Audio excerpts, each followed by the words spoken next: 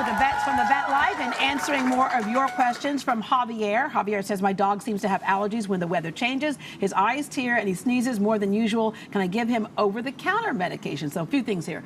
Houston's just an allergy city for human beings and pets. But sometimes people want to medicate their own dogs. We got to be careful because the dosage can be different, right? Correct. Human to pet. So let's just get a couple of things clear. Environmental allergies, we call that atopy. Very, very robust here in Houston. We got plants from all over. It's always growing. It's never too cold. So you got pollen coming all around.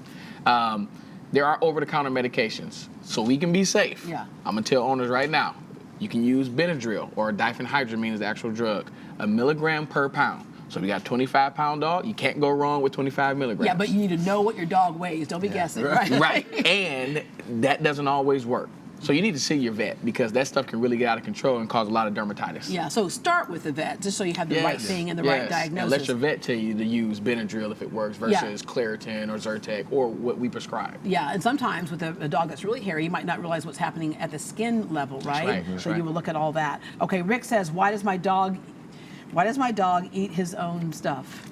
Stuff? Yeah. Like his own food? Poop. And other dogs will do that too. Is that a sign of dominance or something like that? What's going on? What's going on there?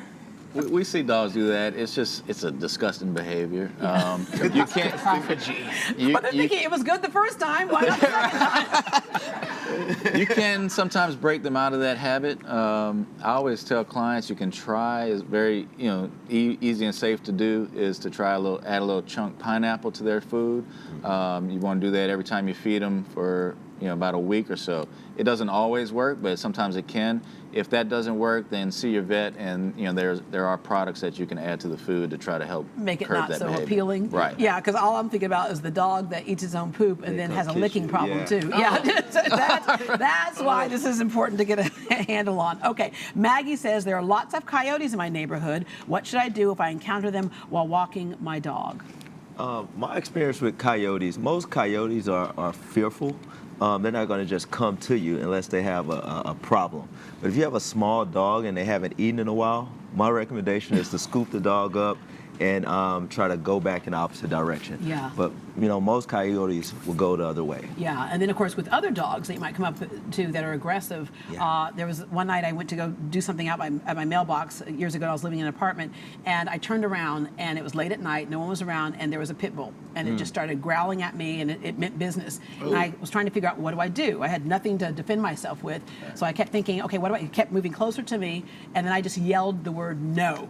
And then it went, walked off. Because for at least a dog that's domesticated, most of them know the word no. And I screamed no, and the dog walked away. Right. But so, at other times, try to make sure that you're, like you said, scoop up your dog, makes your dog look bigger when it's with you, right? If you come up against another big aggressive animal. Okay, from Rhonda, how do you know when it's time to make the difficult decision to put an aging pet to sleep? Emotionally, my family is having a hard time getting there, and this is so tough for so many people. It's not if, but when for a lot of us. Right. And so, when do you know to let go?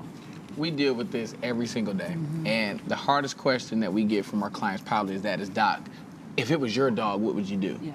And the truth is, it's not our dog. I always tell my clients to understand something. We know the medicine, you know the animal. You know when your baby is suffering, and we're at that point where we should let go.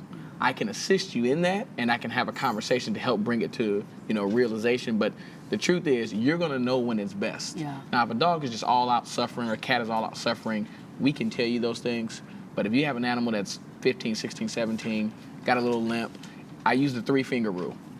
If there's 3 things about your animal that you know, and 2 of those things are gone, the quality of life is not there, it's probably time. Yeah. I knew when Ted saw the cat and didn't care, and then when he wouldn't eat, and he just, the life had got out of him, and it was time. And that process of putting him down is something that can be very comfortable for the animal, right? Absolutely. Yeah. How do you all do that? Do you let somebody come in and stay with them, or how do we do that?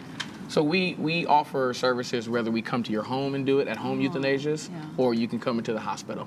And you can be present if you prefer to be. You don't have to be present. You can remember your animal the way it was. We place an IV catheter in their vein to have venous access. We give them a sedative before, okay? Once we come into the room and you're ready, you can pet with the dog, talk with the dog, pray with the dog, the cat, whatever it is that you need to do. We introduce propofol, which puts them into a complete sedation under anesthesia. then we actually give the euthyzol, which puts them out completely. It stops the heart. It's a very peaceful passing. Yeah, all right. You all have a new hospital. Yes. All right, tell us about that. Aldine Animal Hospital. It's located on Aldine Bender. It's 440 Aldine Bender Road in Houston, Texas, in the Greens Point area. We acquired it from a veterinarian that was semi-retiring, and he just gave us a great opportunity to purchase it from him. Yeah. And right now it's called Aldine Animal Hospital, but soon it will be called Cypress Animal Hospital at Aldine. Okay. New season coming up. What can we expect? Fun. The unexpected, probably, right? Right? Whole lot of fun. Families are getting bigger.